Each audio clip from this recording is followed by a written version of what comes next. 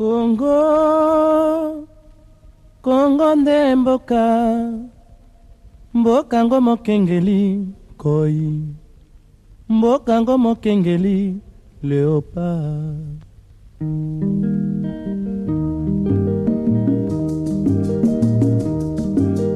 Mikolo tosekanaki na mosolo ya mboka Congo ekoki tofungwani miso lelo. Okeke, avez-vous eu un enfant avec Monsieur Honoré Ngbanda, comme c'est dit dans les réseaux sociaux, comme on vous accuse?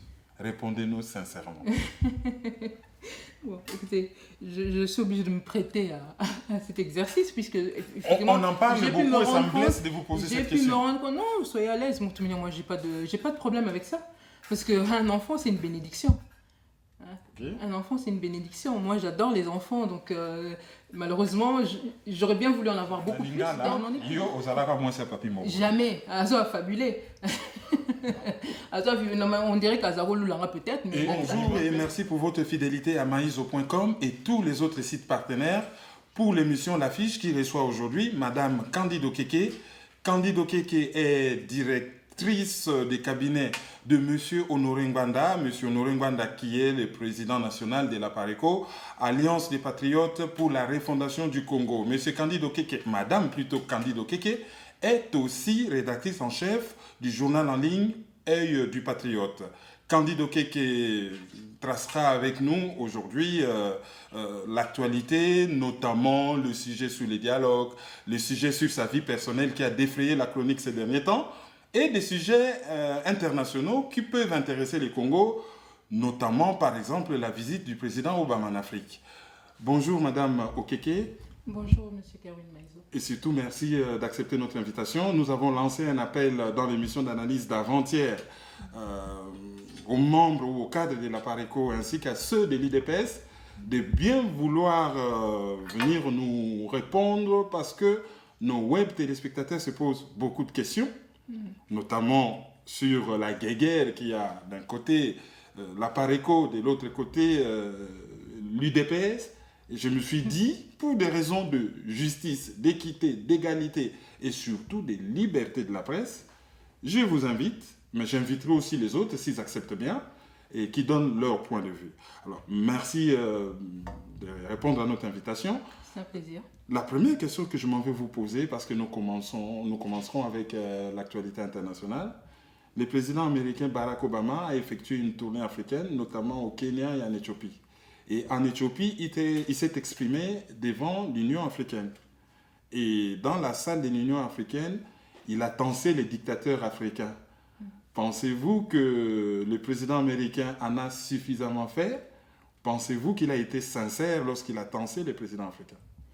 Écoutez, il va de soi qu'en tant que Congolaise, ce qui nous intéresse plus, c'est plutôt ce que fait les États-Unis par rapport à la RDC. C'est-à-dire que quel que soit ce qu'il nous dira, ce que M. Obama a pu dire au niveau de quand il s'est rendu au siège de l'Union africaine, nous sommes obligés de nous référer sur la politique américaine menée en République démocratique du Congo pour vérifier si ce que ce monsieur dit est vrai ou si comme vous disiez, est-ce que c'est sincère ou pas.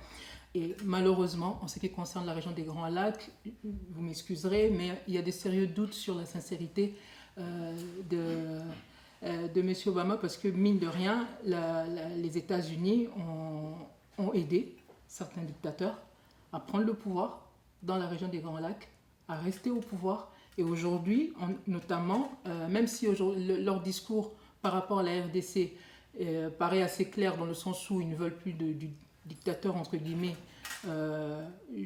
celui qui se fait appeler Joseph Kabila, je dis dictateur entre guillemets parce que quand on parle de dictature dans un système où on a un autochtone qui est à la tête du pays, etc. On peut se limiter à parler de dictature. Mais dans le cas de la RDC, on parle, nous, dans la PARECO, en tant que résistants, nous parlons plus d'occupation et de résistants. Donc, Kanambe, celui qui se fait appeler Joseph Kabila, que nous appelons, nous savons qu'il s'appelle Kanambe, est un dictateur, mais il est surtout un occupant. Les États-Unis ont donné une position aujourd'hui qui fait qu'on peut se dire qu'ils ne veulent plus de lui. Mais de l'autre côté, le plus grand dictateur de la région des Grands Lacs, celui qui fait le plus de mal à la région des Grands Lacs, c'est quand même M. Kagame. Et le moins qu'on puisse dire, c'est qu'il bénéficie depuis des années du soutien américain. Et donc, partant de là, quand on nous parle, à nous Congolais, de la sincérité de M. Barack Obama, excusez-moi, mais je reste assez dubitative. Alors, vous êtes assez dubitative par rapport à son discours, mais concrètement, qu'est-ce que vous faites au niveau de la PARECO pour faire, à part cette émission par exemple, montrer votre point de vue que vous êtes dubitative, par exemple écrire à la Maison-Blanche. L'adresse est suffisamment connue, Pennsylvania Avenue, numéro 1600. Pourquoi par exemple ne lui écrivez-vous pas? Pourquoi par exemple ne faites-vous pas des tribunes dans certains journaux en disant voilà, nous sommes de la PARECO et nous considérons ou nous constatons que le président américain n'est pas sincère? Monsieur Karim, j'aurais préféré que vous me demandiez d'abord qu'est-ce que nous avons déjà fait. Parce que nous n'avons pas attendu effectivement, et tout ce que nous faisons par rapport à la Maison-Blanche, tout ce que nous introduisons comme document, tout ce que nous avons pu faire comme démarche de sensibilisation, etc., concernant la région des Grands Lacs et particulièrement la République démocratique du Congo, nous n'avons pas forcément tout mis sur la place publique, il va de soi. Mais il est évident que ça fait des années que le président de la PARECO, qui connaît très bien d'ailleurs les rouages de la politique américaine, etc., de par ses fonctions, son expérience, il a un carnet d'adresses qui est là, etc. Donc nous n'avons, par rapport à ça, nous estimons avoir fait énormément. Et rien que le livre du président de la PARECO, au moins 2 des livres, Crime organisé, publié en 2004, et celui qu'il a publié, qu'il a coécrit avec M. Mbeko et qui a été publié il y a quelques mois, rien que ces deux documents donnent clairement la position de la PARECO et du président de la PARECO en particulier sur la situation des Grands Lacs. S'il y avait besoin d'éclairer ou de donner un certain point de vue par rapport à cette situation, ça a été largement fait, ça je peux vous l'assurer. Ça a été largement fait au-delà même de ce que les Congolais peuvent imaginer.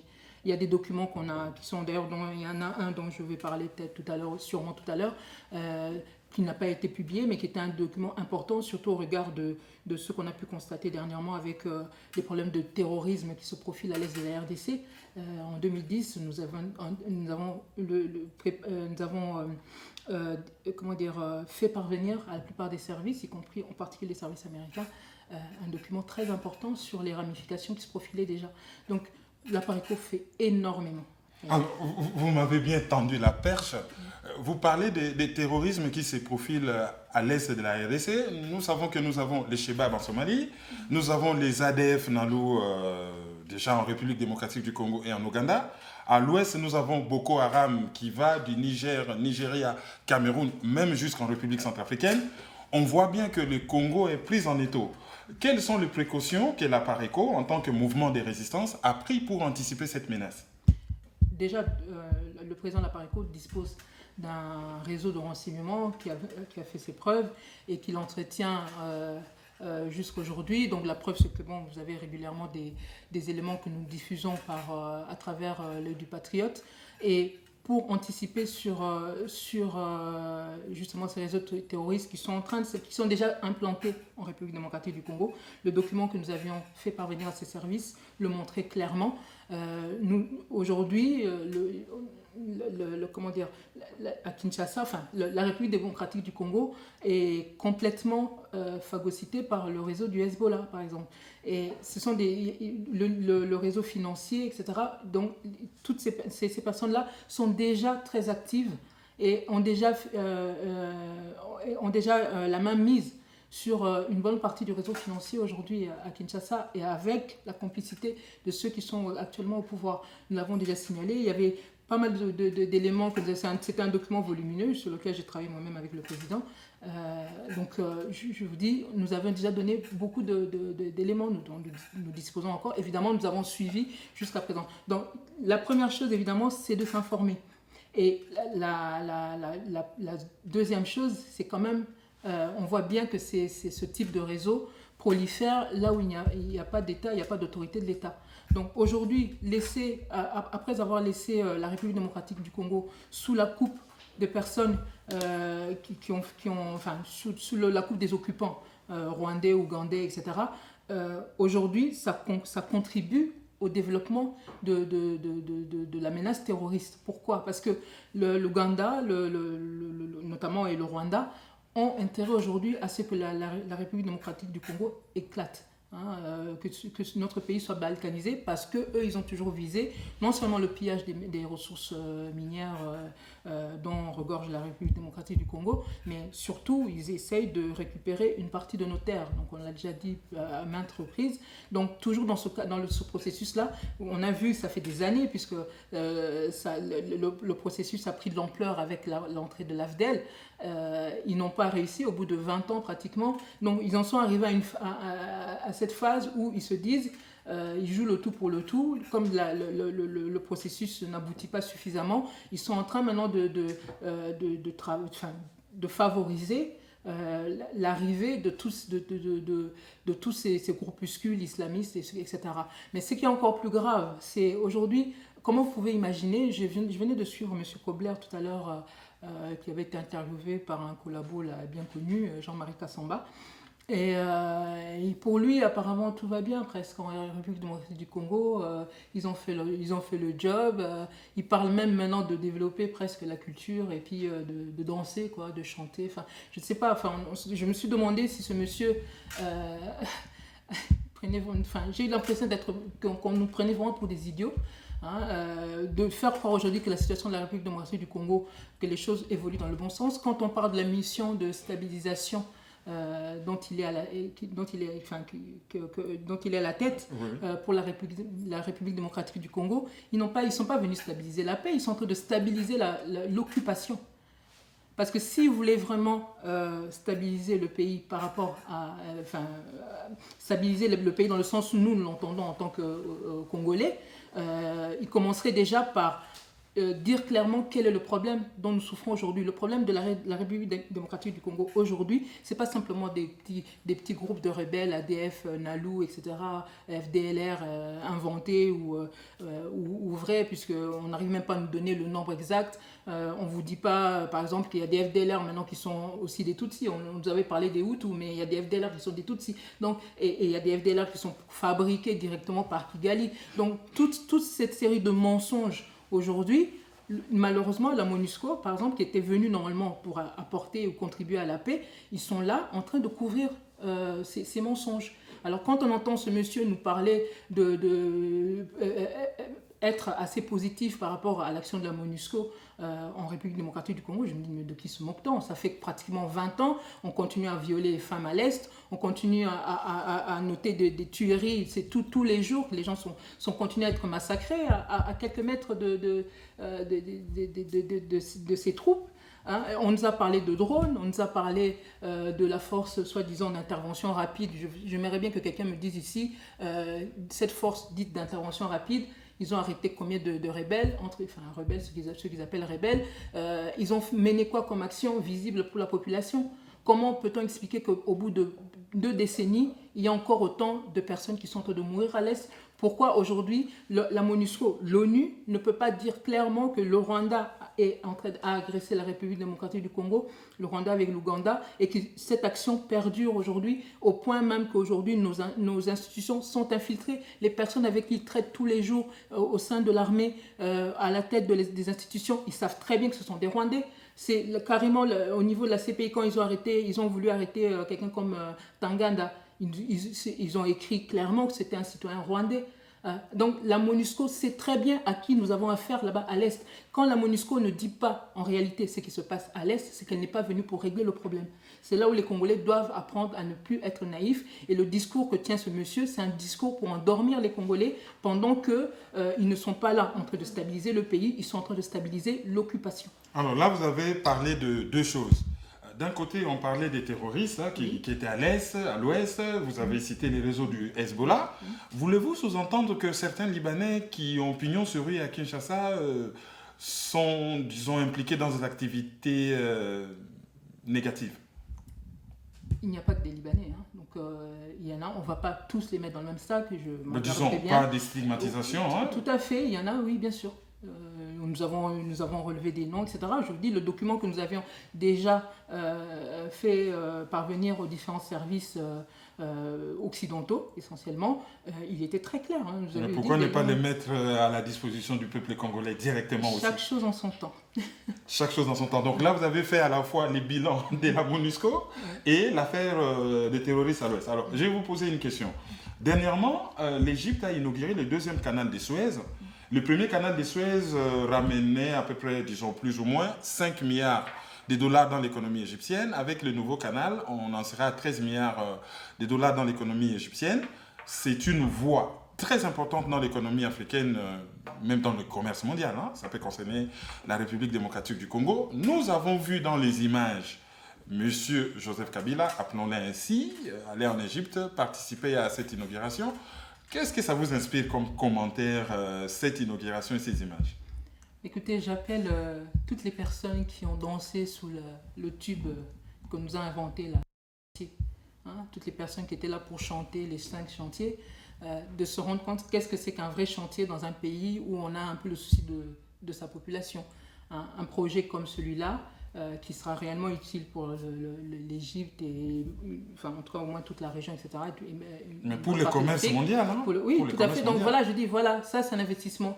Hippolyte Kanambe, que vous appelez Joseph Kabila, lui, il passe son temps à aller inaugurer les actions des autres. Il avait commencé déjà chez nous, aller inaugurer même l'hôpital de M. Mutombo Dikembe. Il va inaugurer ce que d'autres avaient déjà entamé comme l'hôpital du cinquantenaire, etc. Mais dites-moi, depuis qu'il est là en deux mandats, il vous a inauguré, c'est-à-dire des projets qu'il a initiés lui-même et inaugurés, il y en a eu combien?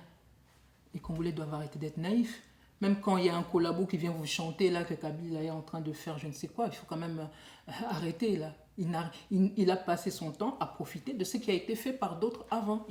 C'est seulement depuis ces dernières semaines, je dirais presque, ou depuis quelques mois, qu'il a l'air de s'agiter un peu, depuis qu'il commence à avoir cette échéance-là qui a l'air de sacrément le déranger, de 2016, etc. Il essaie maintenant de faire bonne figure. Les Congolais ne doivent pas être naïfs. Ce monsieur n'est pas venu pour construire la RDC. Il construit en Tanzanie, il construit partout ailleurs dans le monde, mais en République démocratique du Congo, il ne construit pas. L'argent qu'il pillent chez nous, ils sont en train de construire à Kigali. Regardez comment se développe le Rwanda, c'est avec l'argent du Congo. Donc, déjà, voilà, ce que je pourrais dire déjà par rapport à ça, c'est que les Congolais doivent, en regardant les autres pays, se rendre compte à quel point on se moque d'eux, hein, à quel point ce gouvernement se moque d'eux. Les promesses qu'on leur a fait pendant la campagne électorale, notamment avec l'autre trublion, Vital Kamerhe. Bon, je ne fais pas de commentaires là-dessus. Donc, les promesses qu'ils ont fait avec Kamerhe pour dire qu'ils allaient vous construire des autoroutes à je ne sais combien de bandes, etc. Vous en avez compté combien? Même pas le début du commencement de quoi que ce soit. Même les routes que Mobutu a laissées, on pourra dire tout ce qu'on veut sur Mobutu, mais même les routes qu'il a, le peu, hein, puisqu'on dit qu'il n'a pas fait grand-chose. Bon, ok, mais le peu qu'il a laissé, est-ce qu'ils savent même l'entretenir? Donc, les Congolais doivent se rendre compte à quel point ces gens-là sont là pour piller, ils n'arrangeront rien. Donc, et même quand on vous parle du cas de l'autre, Moïse Katumbi, son acolyte, etc., ils sont là pour piller tous ensemble. Donc là, par rapport au canal de Suez, ce que je peux dire, la présence, donc quand on voit qu'il n'est pas là pour le bien-être des Congolais, quand ils se retrouvent là-bas, vous pouvez être sûr que c'est parce qu'il y a anguille sous roche, effectivement. Ce qui intéresse ceux qui ont suivi un peu les articles qu'on a publiés sur le site de la Pareco, notamment toujours dans l'œil du Patriote, nous avons fait quelques articles sur le problème de l'eau et le problème de certains pays, le Tchad, l'Égypte, etc., qui aimeraient bien qu'on puisse détourner les eaux du fleuve Congo. Eh bien, écoutez, quand vous le voyez là-bas, sachez qu'il y a encore ce dossier-là qui est sous-jacent, parce que l'Égypte, ils ont un barrage, le barrage d'Assouan, où ils étaient aussi un peu en porte-à-faux avec le Soudan. Il y a plusieurs barrages au niveau du Nil qu'il va falloir alimenter en eau, parce que le Nil n'a pas le débit suffisant. D'autant plus que l'Éthiopie construit un grand barrage voilà. qui va pomper l'eau du Nil. Les Congolais doivent savoir que ce monsieur-là, quand il va quelque part, sachant que sa situation en RDC est de plus en plus compromise, quand il va là-bas, c'est parce qu'il est en train de négocier des choses et c'est là où nous devons être encore plus vigilants, parce que ce gouvernement-là, ils sont en train de travailler pour la destruction de ce pays. Et là, en l'occurrence, c'est déjà un dossier que nous suivions.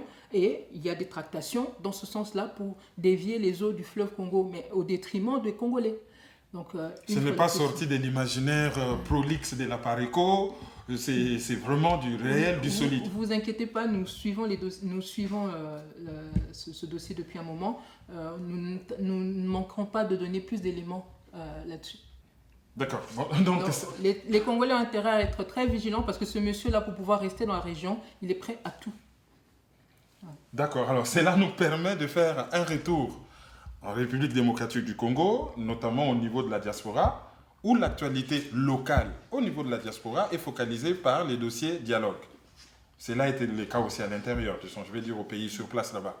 Il y a des gens qui sont pour les dialogues, d'autres sont contre, et la guéguerre entre les deux camps bat son plein. On connaît la position de la PARECO globalement. Alors hier à Bruxelles, il y a eu un événement où, d'un côté, certaines personnes ont marché pour exprimer leur désapprobation par rapport au dialogue. Malheureusement, il n'y a eu qu'entre 50 et 100 personnes, aussi longtemps qu'il y avait plusieurs mouvements qui ont mobilisé, dont la PARECO. Comment expliquez-vous cet échec au niveau de la mobilisation? Pourquoi vous parlez d'échec? Parce qu'il y a eu entre 50 et 100 personnes. C'est pas un échec. Il suffit, vous vous rappelez le groupe Les Balles en Congo? Ils étaient combien quand ils allaient manifester? Vous vous rappelez? 4, 5 des fois. C'est l'action qui compte. C'est la présence qui compte. Les Congolais n'ont pas la culture spécialement des manifestations, etc. Pour qu'ils se motivent, oui, des fois, il y a eu le cas, par exemple, par rapport à JB Mpiana, etc. Mais ils étaient très mobilisés. Pour des choses comme ça, ils le sont peut-être un peu moins. Mais vous et moi, est-ce que vous allez me dire que vous ne connaissez pas des gens qui sont contre le dialogue et qui n'étaient pas à cette manif? Alors, ça ne veut pas dire que parce qu'il y a eu une poignée de Congolais là-bas, que ça veut dire que voilà, toute la diaspora a adopté le dialogue. D'ailleurs, excusez-moi, quand je regarde en face, vous vous rendez compte, c'est quand même pas n'importe qui qu'on avait annoncé là-bas. Étienne Tshisekedi, qui accueille, c'était pas payant. Ils ont mobilisé combien de personnes? Une centaine. Excusez-moi, s'il y a un problème, c'est quand même surtout que ça a été annoncé depuis très longtemps et qu'on sait en plus que dans la salle, il y avait des personnes qui étaient contre le dialogue, mais qui étaient là. Donc, c'est même pas quand je parle d'une centaine de pro-dialogue, il faut même diviser encore un petit peu. Alors, et attendez, j'ai pas fini. Non seulement que dans la salle, il y avait des gens qui étaient contre le dialogue et qui ont même fait il y a eu même un petit peu d'agitation par rapport à ça, mais en plus, nous avons la preuve, nous avons eu suffisamment d'infos là-dessus. Il y a des personnes qui ont été payées pour pouvoir aller là-bas. Vous vous rendez compte à quel niveau ils en sont arrivés? Monsieur Étienne Tshisekedi est annoncé quelque part, ils sont obligés de payer des gens pour aller là-bas. Mais c'est grave. Excusez-moi si vous voulez parler de fiasco. Moi, j'ai l'impression que c'est plutôt eux qui devraient surtout se poser des questions. Surtout que la manif qu'il y a eu, elle était symbolique. Hein. La manif qui a été organisée là, elle était organisée en réaction au fait qu'eux organisaient ce meeting-là, etc. Mais il y a une manif qui est appelée plutôt pour le 28 août. Là, c'était M. Mbeka qui a voulu, il y a un groupe de Congolais qui ont tenu à y aller quand même et qui ont voulu faire quelque chose. Mais ça veut pas, c'est pas ça qui va vous faire croire aujourd'hui que la majorité des Congolais de la diaspora, comme ils n'étaient pas à la manif, ça veut dire qu'ils ont accepté, ils sont devenus pro-dialogue, etc. Non.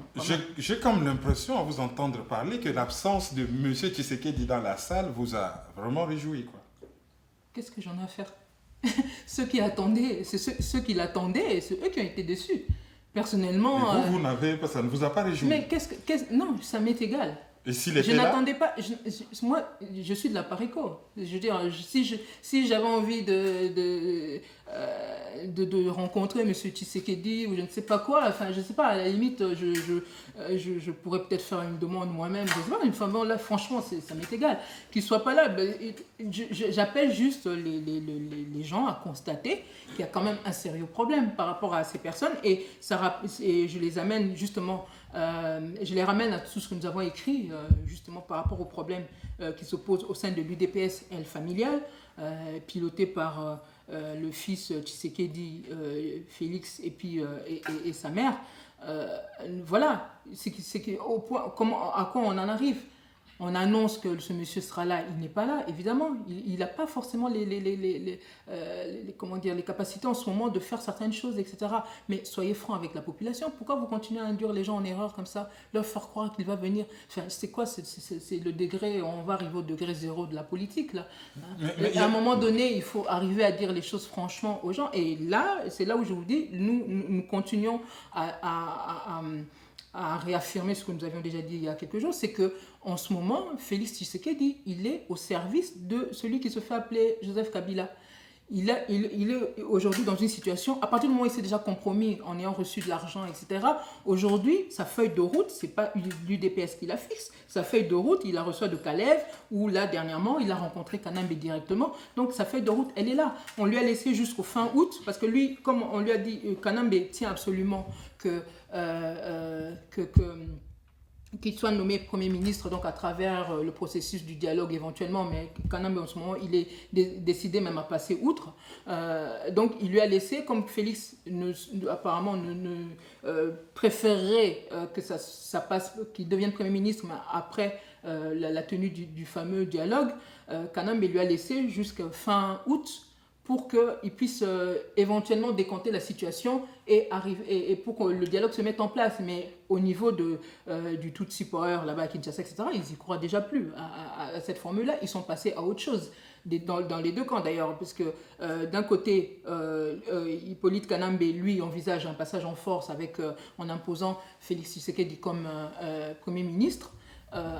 Bon gré malgré lui-même, hein, donc avec ou sans l'accord de Félix. Et de l'autre côté, les autres membres de la Tutsi Powers, donc les Kengo, les Rubero, etc., sont maintenant suffisamment inquiets au point d'estimer que, vu la tournée des choses, il ferait mieux de reprendre la situation en main, indépendamment de Kanambe. D'ailleurs, M. Kengo, qui est en Europe en ce moment, il est venu amener le message comme quoi Kanambe n'a pas l'intention de quitter le pouvoir de manière pacifique. Bon, ça, je pense que les personnes les moins naïves se sont au moins rendues compte de ça. Quelqu'un qui ne vous dit pas ouvertement que ok, je vais quitter le pouvoir, vous commencez à vous rendre compte. Il y a des gens qui vont quitter le pouvoir prochainement, comme M. Barack Obama. Tout le monde dit, ah mais en ce moment, sa politique, ça annonce déjà la fin de son mandat. On voit qu'il est en train de poser des actes, il est en train de préparer sa sortie. Hippolyte Kanambe ne prépare pas sa sortie. Et là, donc, ses frères Tutsi qui sont là à Kinshasa sont suffisamment inquiets parce que les États-Unis les ont mis dans une situation où ils leur ont dit, soit vous reprenez vous reprenez la main sur ce qui se passe chez vous, soit c'est nous qui allons devoir vous imposer un peu ce que nous voulons, etc. Donc en ce moment, ils sont en train de préparer leur révolution de palais, évidemment au détriment des Congolais. Et donc M. Kengo, sa présence en Europe, ça a été pour informer les lobbies belges notamment, que d'une, Kanambe ne prépare même pas les élections, il n'a même pas prévu le budget pour ça. Donc faut que tout le monde se rende compte, il n'a rien prévu dans ce sens-là. Donc monsieur Kengo est là pour non seulement informer leur mentor en Europe, en Occident, mais en plus, bon, il a des contacts qu'il doit prendre, d'après ce qu'on a compris, auprès de M. Katebe Katoto, qu'il a envie de rallier aussi à leur dynamique, etc. Mais tout ça, évidemment, si j'en parle aujourd'hui, parce qu'il y en a qui vont nous dire, mais pourquoi, s'ils se préparent à enlever Kanambe, pourquoi vous en parlez ouvertement? Écoutez, nous, si c'est pour que on enlève Pierre pour nous mettre Paul et que le système reste le même, vous inquiétez pas, on vous informera, on informera le public. Mais je vous ai laissé dérouler votre raisonnement, mais il y a quelque chose qui m'a intrigué. Là, vous avez fait d'abord des accusations graves vis-à-vis de Félix, qu'il aurait touché l'argent. Vous avez fait des accusations. S'il déposait plainte, pourriez-vous brandir des preuves qu'il a touché l'argent? Parce que les négociations, il aurait rencontré Kabila, sûrement en privé. Comment le savez-vous déjà? Avez-vous de preuves qu'il a touché l'argent? Kengo Adondo serait en Europe, c'est peut-être vrai, mais comment connaissez-vous un message secret que lui ramène auprès des lobbies? C'est pas, je vais dire, c'est pas, il n'est pas né de la dernière pluie, mais c'est Kengo Adondo qui ne vient pas en Europe en s'affichant. Vous ne voyez pas qu'il y a beaucoup d'affirmations qu'on ne peut pas prouver?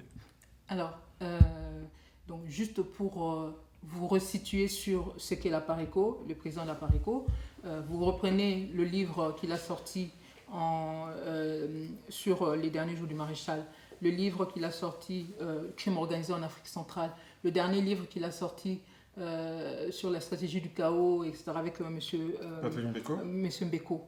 Tous les documents qui sont dedans, toutes les infos qui sont dedans. Vous avez entendu quelqu'un qui a porté plainte et que quelqu'un qui a contesté ce qui a été écrit. C'est écrit, c'est diffusé, c'est voilà. Donc juste pour vous dire que vous avez affaire à quelqu'un qui a quand même du métier. Hein. Si en face il y a du boulot, chez nous il y a quand même du métier. Et donc le fait que les gens ne sachent pas quelque chose, ça ne veut pas dire que cette chose n'existe pas. C'est ça souvent le problème qu'on a avec les Congolais. Quand ils ne savent pas, ils pensent des fois que ça n'existe pas. Le fait est qu'il y a des personnes qui ont peut-être de l'expérience. Il est arrivé effectivement que des fois, je sais qu'il y en a qui se sont gossés là-dessus, ils ont fait même des petites vidéos, c'était un peu le scoop par rapport au problème par exemple du bourgmestre de Lemba qui finalement n'était pas décédé, etc. Écoutez, nous sommes des êtres humains. Hein. Ça nous arrive, effectivement, parce que les infos que nous relayons viennent de personnes humaines. Et comme on dit, l'être humain n'est pas infaillible. Il se trouve que malheureusement, par exemple, pour ce cas-là, bon, on n'a peut-être pas été suffisamment vigilant, mais sur 100% des infos que nous donnons, donc je vous ai cité les livres du président, parce que ce sont des livres volumineux, hein. Il y a beaucoup de Congolais, ceux qui l'ont acheté, ils n'ont même pas encore fini de le lire. Donc c'est pour vous dire le nombre de tonnes d'informations qu'il y a dedans. Personne n'a rien contesté. C'est dire que quand même, nous avons des réseaux qui sont suffisamment fiables, qui nous permettent de mettre autant d'infos à la disposition des Congolais. Et puis l'autre chose, c'est qu'il faut savoir qu'est-ce que c'est que la résistance, la manière dont nous fonctionnons, la 5e colonne, etc. Quand les gens ne comprennent pas, on est dans une situation où le pays est occupé. Pour pouvoir avancer dans notre vision de libérer le pays, etc., on est obligé de s'informer. Et pour ça, pour s'informer, nous avons tout un réseau de renseignement et ce réseau de renseignement passe par des personnes qui sont au cœur des cibles que nous visons. Nous avons des gens auprès de Kanambe, nous avons des gens à Kigali, nous avons des infos qui nous arrivent de partout. Du moment qu'il s'agit du Congo, nous tenons informés. Donc aujourd'hui, quand nous disons que... De toute manière, je vous donne un exemple. On vous avait dit, c'était à la fin du mois de juin, que M. Tshisekedi était obligé de s'exprimer avant la fin du mois de juin. Est-ce que vous ne l'avez pas vu s'exprimer ? Voilà. Donc, non, mais ce que je veux dire, c'est qu'il y a des infos dont nous disposons. Nous avons, il n'y a pas longtemps, je revoyais encore dans mes mails, là, etc. Je retombais sur un mail de M. Chebea, puisque nous échangeons à l'époque. Et voilà, avant que nous publiions le document sur lequel était écrit en manuscrit qu'ils préparaient une opération contre lui, donc je l'avais informé, etc., que nous allions le publier et tout ça. Donc voilà, nous arrivons à avoir des infos parce que nous nous tenons au courant, parce que nous avons développé un réseau qui nous permet de disposer d'un certain nombre d'informations. Alors, mais à vous entendre en filigrane, oui, on se rend vraiment compte que l'ennemi du Congo, au-delà des Occidentaux, c'est les Rwandais, c'est les Ougandais. Et les collabos. Et les collabos, ok. Mais je n'ai jamais compris pourquoi il y a cette bagarre permanente. Je ne parlais pas de haine viscérale, hein? Je ne vais pas employer ces mots-là. Mais cette bagarre permanente entre la PARECO et l'UDPS. Expliquez-nous sincèrement, qu'est-ce qui se cache derrière? Vous me faites rire là, parce que vous parlez de bagarre entre la PARECO et l'UDPS. Excusez-moi, mais l'UDPS, ils se battent déjà entre eux. Hein? Je ne sais pas si vous avez remarqué. Ils n'ont pas attendu la PARECO pour se bouffer le nez entre eux. Oui, mais la PARECO, au lieu de combattre les Rwandais, on a comme l'impression que la PARECO a un problème avec l'UDPS. Nous ne combattons pas l'UDPS, nous ne combattons pas... dans l'UDPS, je le dis haut et fort, il y a des vrais patriotes. Des gens qui se couchent le soir en ayant vraiment un mal pour ce pays, etc. Il y a des vrais patriotes, des vrais combattants. Hein. Il y a des gens qui sont très courageux. Et ce ne sont pas des gens qui se battent pour ce pays depuis 2 jours, non. Des gens qui sont là, qui ont à cœur que ce pays évolue autrement, mais depuis des années. Il y a des vrais patriotes dans l'UDPS. Le problème, c'est qu'aujourd'hui, ce qu'on constate, c'est qu'il y a notamment cette aile familiale-là qui est en train de s'accaparer de tout, l'aile familiale de Tshisekedi, et qui est en train de s'accaparer de tout. Et comme je vous disais, les contradictions que nous pouvons relever par rapport à l'UDPS, il y a des gens de l'UDPS eux-mêmes qui le relèvent. Hein, il y a des gens de l'UDPS avec qui nous avons des bons rapports, etc. Donc maintenant le problème c'est pas la PARECO, le problème c'est la vérité. Qui est pour ou contre la vérité? La vérité aujourd'hui en République démocratique du Congo, c'est que nous avons un problème d'occupation. Il n'y a pas un problème de démocratie, je ne sais quoi, non. Le problème, ce n'est pas la démocratie. Pour qu'il y ait démocratie, il faut déjà que nous... Enfin, je veux dire, pour qu'il y ait des élections, parce que les gens veulent des élections, etc., il faut déjà que vous ayez des démocrates à la tête du pays. Vous n'avez pas des démocrates à la tête du pays. Quelqu'un qui vient, un Kadogo rwandais qui vient, qui prend le pouvoir par la force, qui se maintient par la force. En 2006, il vous a menti. En 2011, il vous a menti. Et il veut encore remettre ça pour 2016. Vous voulez quelqu'un comme ça? Est-ce que les Congolais n'ont pas compris aujourd'hui que celui-là ne fera jamais rien d'honnête dans ce pays? Comment vous pouvez demander aux gens d'aller vous asseoir en face de ce monsieur-là pour parler, pour dialoguer? Dialoguer sur quoi? En 2011, on était tous d'accord que ce type était un Rwandais, il fallait le renvoyer au Rwanda. Et maintenant, vous nous dites qu'on va aller discuter avec lui. Discuter quelqu'un qui est en fin de mandat?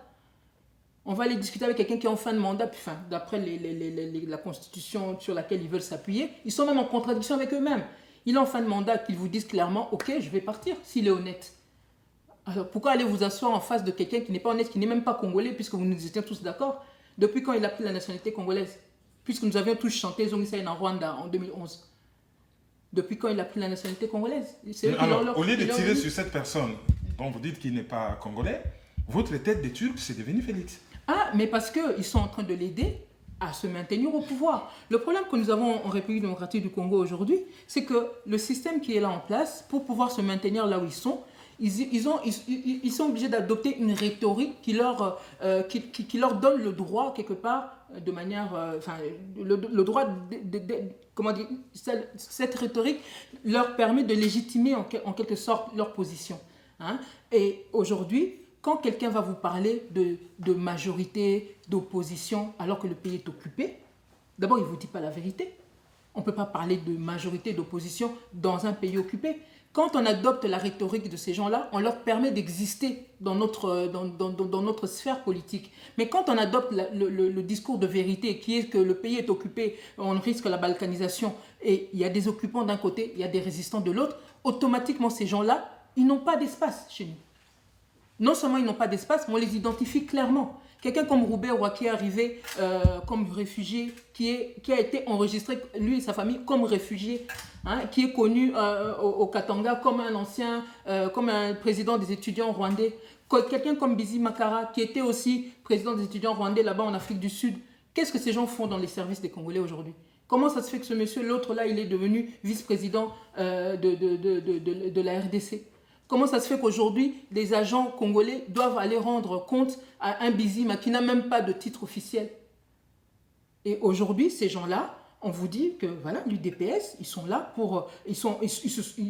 quand il faut faire des alliances avec d'autres mouvements, que ce soit avec Jean-Pierre Bemba, même nous, avec l'appareil, on a essayé même de faire une déclaration commune.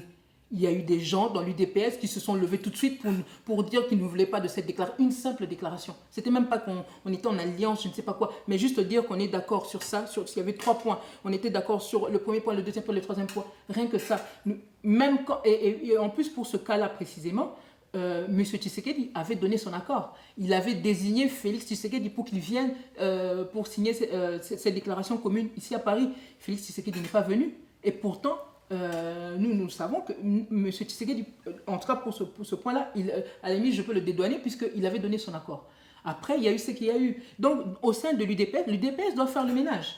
S'ils veulent vraiment retrouver une certaine crédibilité, ils doivent faire le ménage et puis avoir un discours de vérité. Le pays est occupé. On ne va pas aller négocier quoi que ce soit avec ces occupants-là.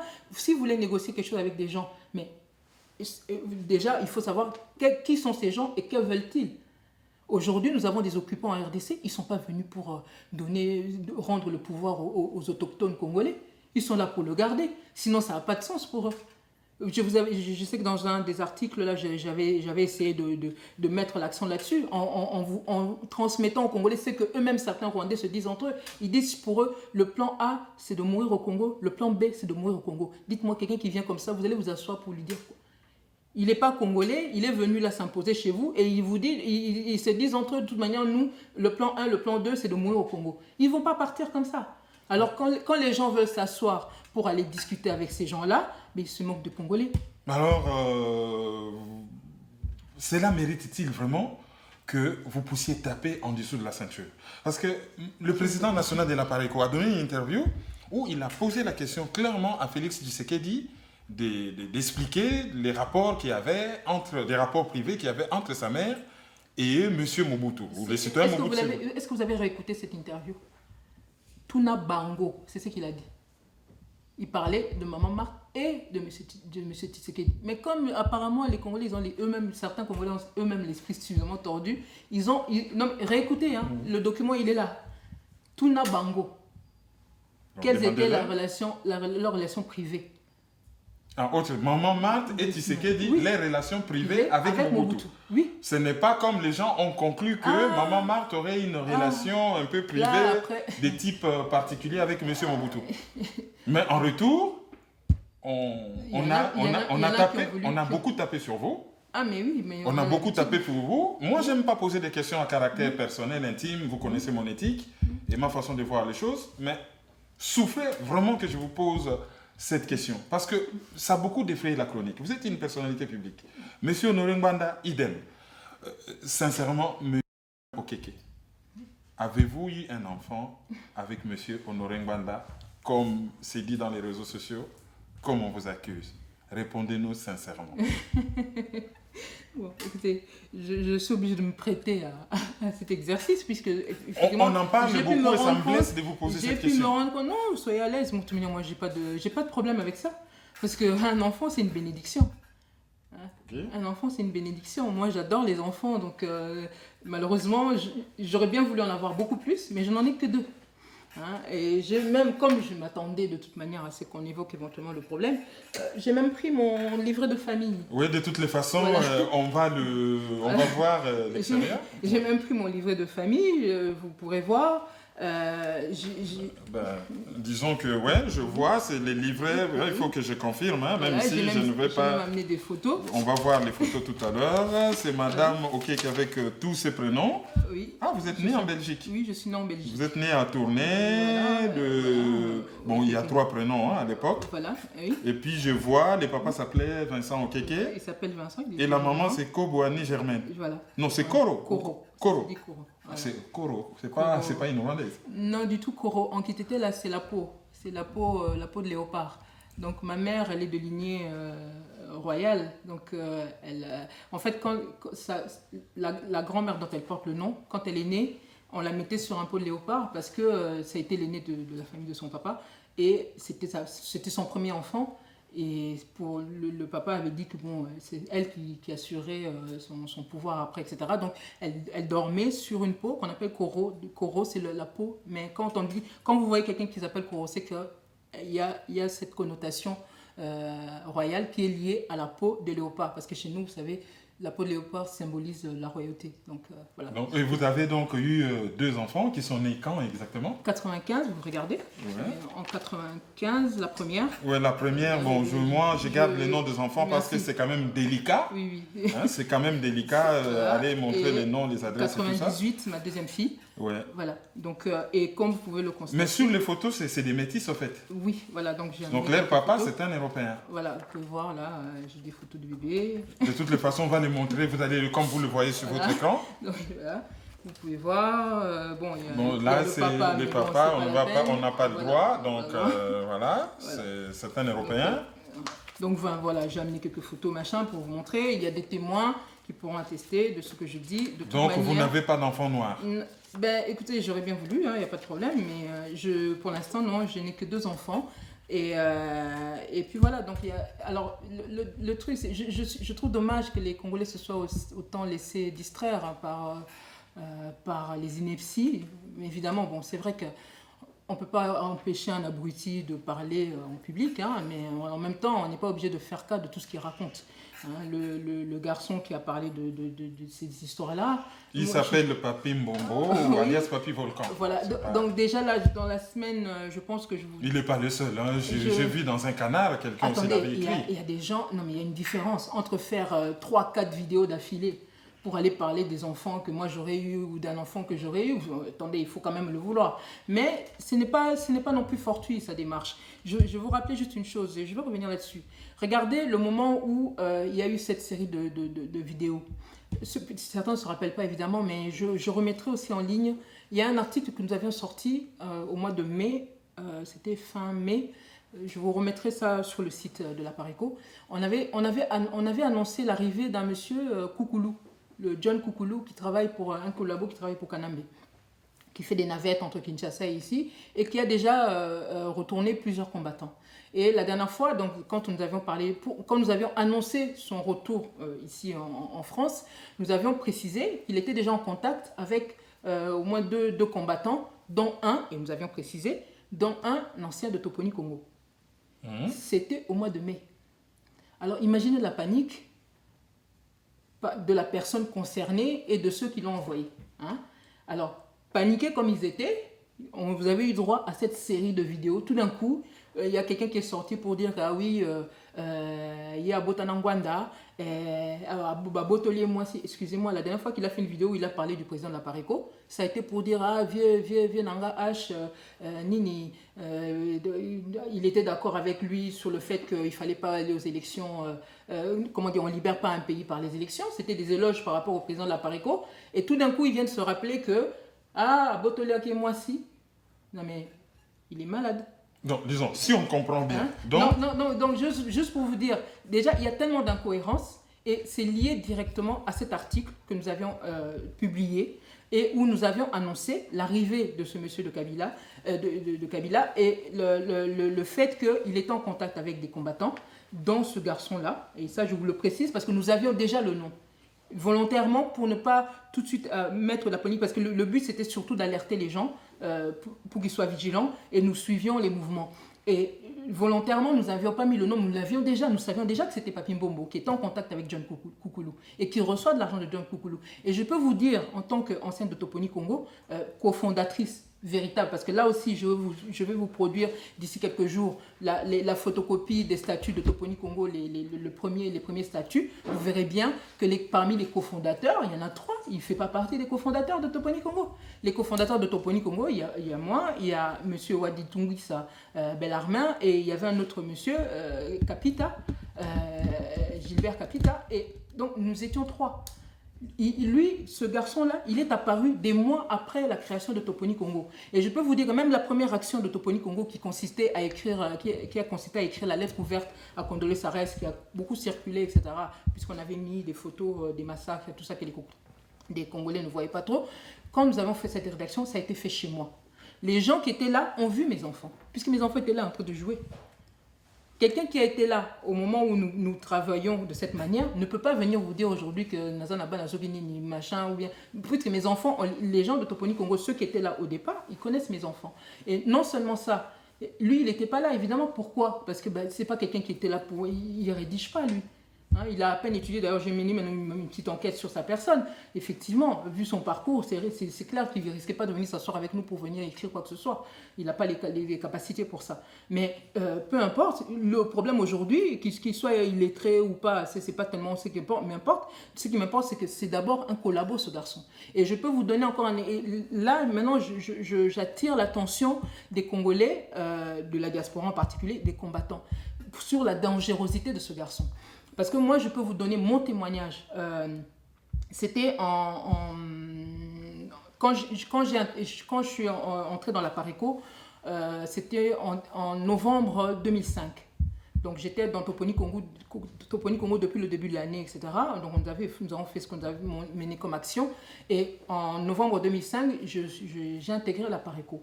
En début décembre, nous devions organiser une conférence contre le référendum constitutionnel. Nous étions contre, et puis évidemment les autres, ils étaient pour, etc. Et le même jour où nous organisions cette conférence, c'était à la salle de l'AGK, la rue Charonne, ici à Paris. Donc l'après-midi, il se trouve que l'après-midi, Toponi Congo avait une assemblée. Et nous, la Pareco, nous avions la conférence que nous organisions le soir. Moi, je suis arrivée un peu plus tôt parce que j'avais contacté, notamment par Kapita et Bellarmin, j'avais demandé à venir m'expliquer devant l'assemblée de Toponi Congo pour leur expliquer pourquoi j'étais partie. J'ai demandé leur accord. Kapita m'a confirmé que c'était bon et je pouvais venir. J'arrive, je ne pouvais pas entrer. C'est qui est à la porte? Papi Mbombo. Il m'empêche d'entrer. Et je dis, mais non, mais j'ai déjà prévenu, alors appelle-moi Bellarmin ou Kapita, comme ça ils vont te confirmer que j'avais prévenu que je viendrais, ils avaient donné leur accord. Je vois 2 personnes, et pendant que j'étais là, il y a eu deux personnes, enfin deux occidentaux, qui sont arrivés et qui posaient des questions sur qu'est-ce qui se passait là. Enfin, ils disaient qu'ils voulaient assister à une conférence. Moi, je leur disais, mais non, la conférence, c'est l'après-midi, puisqu'en ce moment, ce qui se passe là, c'est une assemblée d'une association. Et ils n'arrêtaient pas de me poser des questions toutes les 2 secondes. Dès que je voulais aller là-bas, ils me posaient des questions. Et bon, c'était un petit peu agaçant pour moi, mais bon, je me disais, bon, c'est des gens qui s'intéressent à la RDC, quand même, c'est déjà bien. Mais voilà, en même temps, moi, j'étais préoccupée par autre chose. Au moment où j'étais en train de leur parler à un moment donné, je vois 2 garçons qui sortent de la salle et qui commencent à m'agresser verbalement. Yo, ça, commence à m'insulter. Et puis directement, on commence à m'insulter. Bon, il se trouve que, bon, moi, je ne me laisse pas insulter comme ça. Évidemment, j'ai répondu aussi. Mais ça n'a pas duré. Hein. En quelques minutes, vous savez, quand quelqu'un prévoit de faire quelque chose, il va provoquer n'importe quoi juste pour lever le ton comme ça s'est fait là. Et puis, avant que j'ai compris, j'ai vu l'un des garçons qui sautait sur moi. Mais figurez-vous que les 2 occidentaux qui étaient là, les 2 français, ils se sont intercalés et ils ont sorti leur badge de police. C'est-à-dire que j'avais été suivi apparemment, en tout cas, je pense qu'au niveau des renseignements généraux, ils étaient au courant qu'il y avait quelque chose qui se passait. Parce que j'étais arrivée là-bas seule l'après-midi, il n'y avait pas un membre de la Pareco qui était venu avec moi. Moi, j'étais venue tranquillement pour aller m'expliquer auprès des gens de Toponi Congo. Et je vois ces 2 garçons. En plus, quand je les ai vus sortir, j'ai dit, moi, j'étais président de Toponi Congo jusqu'il y a 2-3 jours ici. Je ne vous connais pas. Vous sortez d'où? Vous dites, parce qu'ils se sont présentés comme des membres de Toponi Congo. Je leur ai dit que ce n'était pas vrai. Et Papy était là à la porte.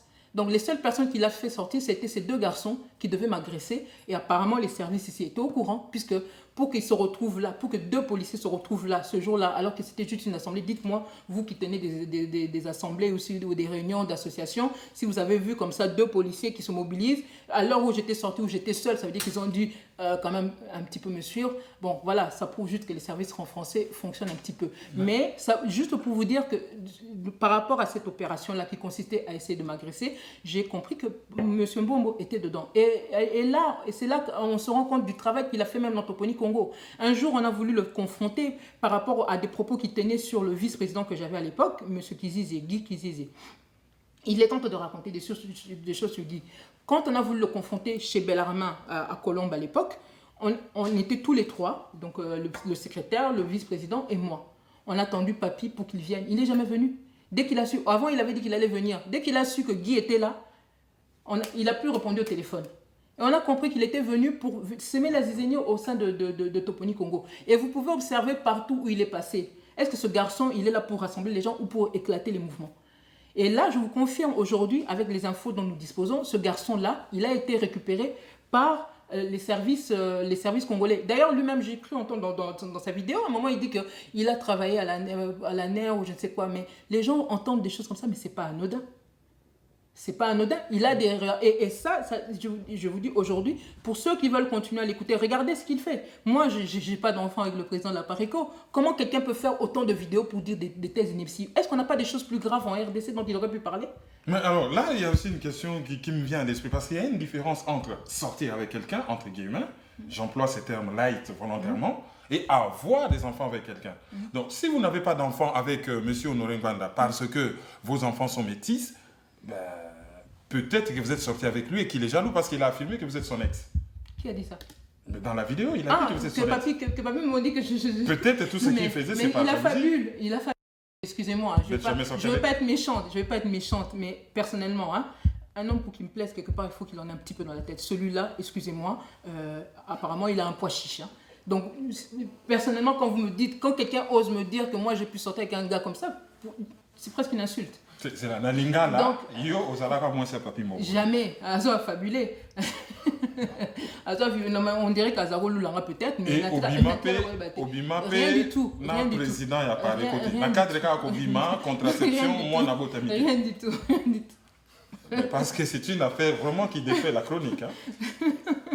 J'espère que... De toute manière, je n'ai pas à m'étaler sur mes relations amoureuses ou quoi que ce soit. C'est encore ma vie privée.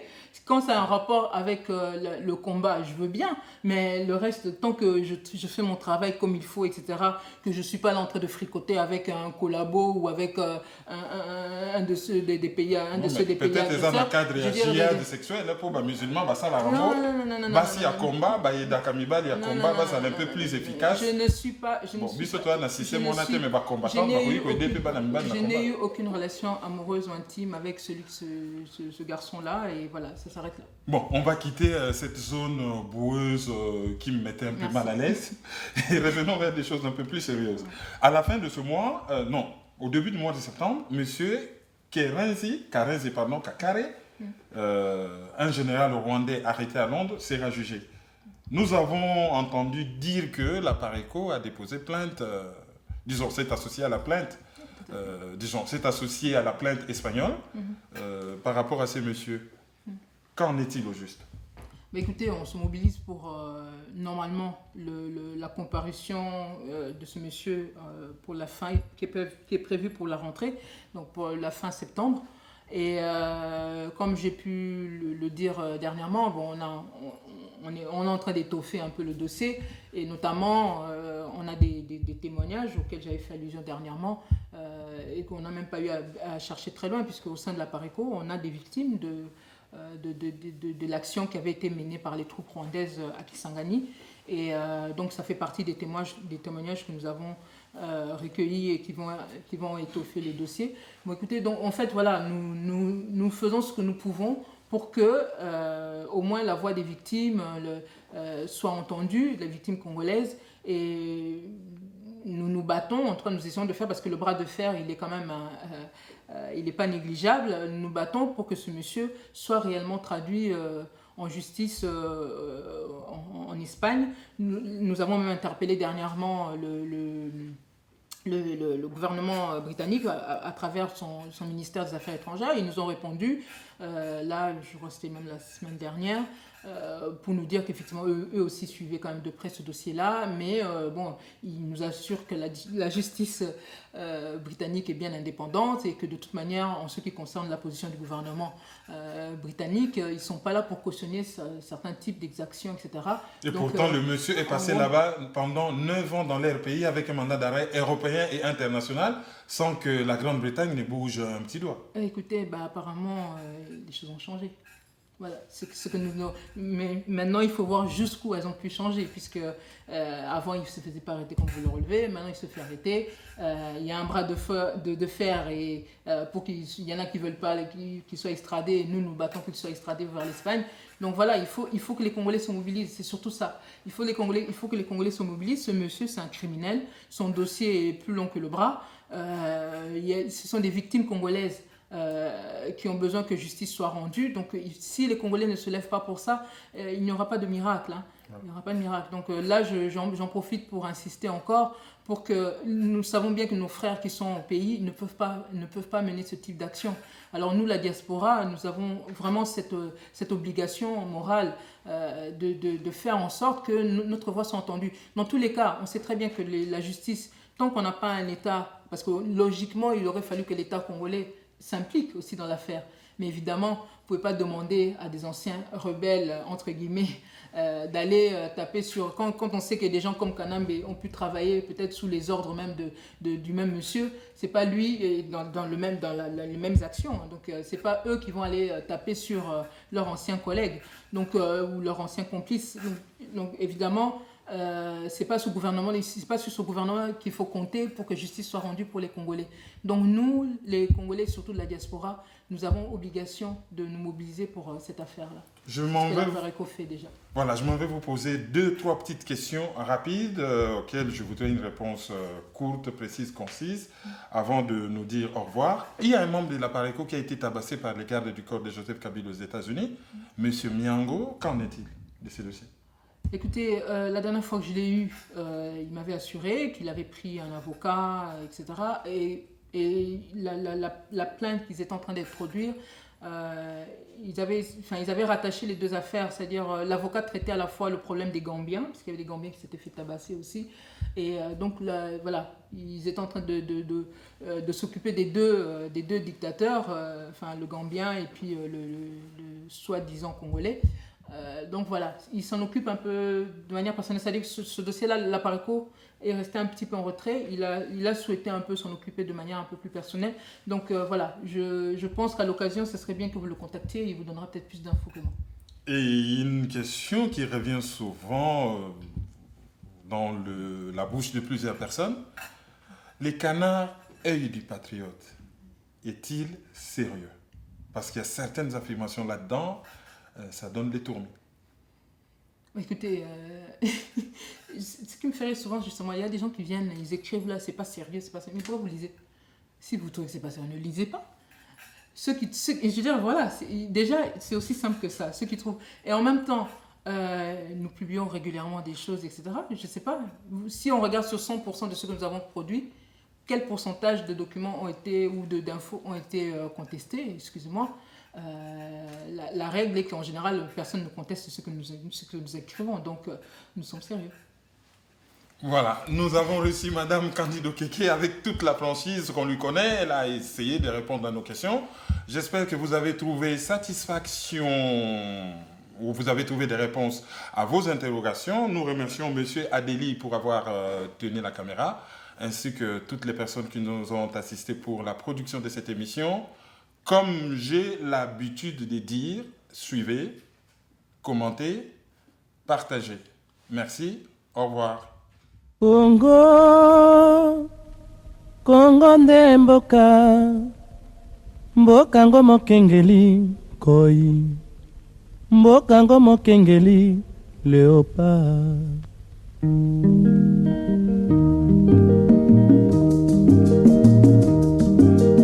Mikolo tosekelaki na mosolo ya mboka Congo ekoki tofungwani miso lelo tomoni bozoba nyonso tosali